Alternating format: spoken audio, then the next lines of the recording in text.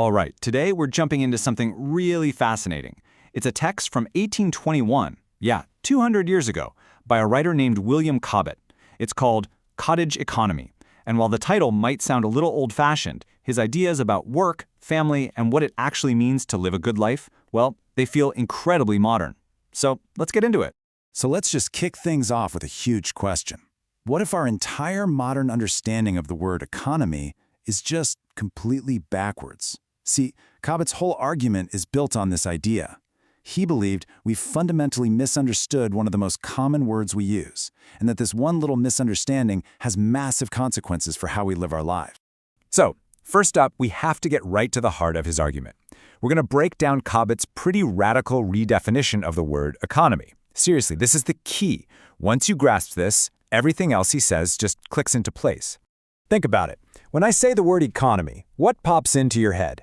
Probably saving money, right? Being frugal, maybe even a little cheap. Well, for Cobbett, that was the entire problem. Even back in his day, the word was being twisted to mean simple stinginess, what he called a disguise for misers. And here's the contrast right here. On one side, you've got the common view. Economy is just about not spending. But on the other side, you see Cobbett's vision. For him, economy wasn't about hoarding money. It was about management. The skillful, active management of a household, of a family. It's a creative process, not a passive one. It's about building well-being. And here's why this idea was so important to him. He believed a strong nation is built from the ground up. It's not about big armies or sheer population numbers. It's about the ability and the character of its individual families. If households are managed well, if they are economical in his true sense of the word, the whole nation thrives. Okay, so this idea of good management leads him directly to a really powerful argument about poverty. Cobbett had absolutely zero time for the romantic idea that there's something virtuous about being poor. In fact, he saw it as a pretty dangerous belief that was being pushed on people. I mean, that is a provocative thing to say, right?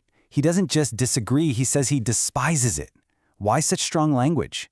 Because for him, being content with having nothing was a sign that you've just given up. You've given up on trying, on self-respect, on your own independence. He saw it as the enemy of all human effort. But, and this is so important, we have to understand what he meant by poverty. He wasn't talking about not being rich or having luxuries. Not at all. He defines it really specifically. Poverty is a real lack of the things you need for basic health and decency: food, clothing, shelter. If you can provide those for your family through your own work, in his view, you are not a poor man. So, here's the bottom line for him. Living well, enjoying the good things in life, that's a fundamental right for anyone who works honestly to achieve it. He felt it was almost blasphemous to suggest that people were created just to be miserable, especially when they were the ones producing all the abundance around them. This brings us to his ideas on education, which were, well, just as countercultural back then as they might be today. He saw a growing trend of book learning that he believed was actually doing more harm than good for families. So you can see the conflict right here. The popular trend, what he calls the taste of the times, was to give your kids enough book smart so they could get a job where they didn't have to do any physical work. Cobbett saw this as a complete disaster. His ideal was the exact opposite. First, you teach your children the practical skills to earn their own living with their own hands. Book learning can come after that foundation is set. Now, he wasn't against people improving their station in life, but he saw it as a slow, steady process that happens over generations, not in one giant leap. It starts with the parents, who lay the foundation with their own hard work and skill. This gives their children a better starting point to rise from, and over time, that's how a family's status naturally improves. He believed that trying to jump to the top all at once is what caused so much misery. So for Cobbett, a true education wasn't a school curriculum.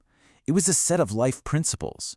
It was about teaching kids how to work with care and skill, how to master useful trades, how to develop good habits, and maybe the most important lesson of all, to see with their own eyes that honest labor is what leads directly to a good, stable life. And all of this, his definition of economy, his views on poverty, his philosophy of education, it all leads to one single ultimate goal for a happy life. A goal that he calls competence.